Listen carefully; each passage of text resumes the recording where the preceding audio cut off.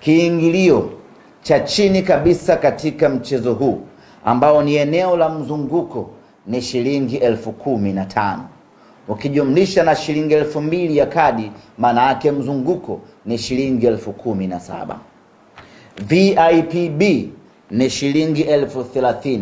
Ukijumlisha na 2,000 ya kadi, kwa ambaye hana kadi ni shilingi 32,000, na VIPA ni shilingi 50,000 sawa na shilingi 52,000.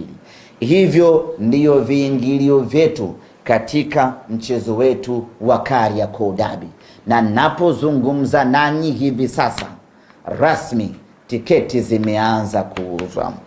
Mzunguko katika uwanja wa Meja Jenerali Isamuhyo itakuwa ni nyuma ya magori. Yale majukwaa ya nyuma ya magori ndiyo eneo la mzunguko. Jukwaa hili la upande huu wa kaskazini tayari jukwaa lilikuwa limeshajengwa. Kwa ukarabati unaendelea pale kwa ajili ya kuweka sehemu ya kukalia. Hadi kufika Jumapili kutakuwa kumekamilika, watu watakaa katika jukwaa lile kwenye raha mustarehe kweli kweli kwa shilingi 15,000 tu babangu.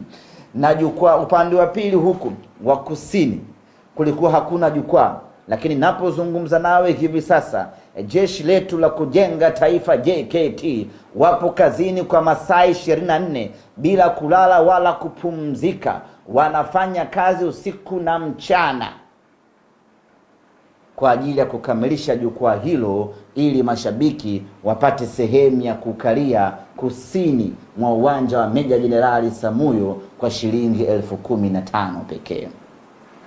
VIPB, unapoingia uwanja wa Meja Isamuhyo, ule upande wa pili ambao unaangalia dressing rooms, unaangalia sehemu ambayo wanatokea wachezaji, ile ndiyo VIPB yetu.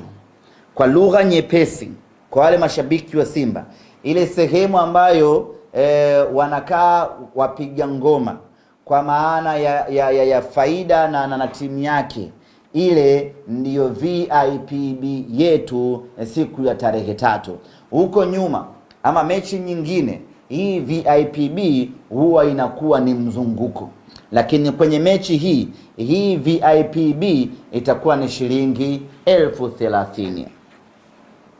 VIPA ni huku pembeni.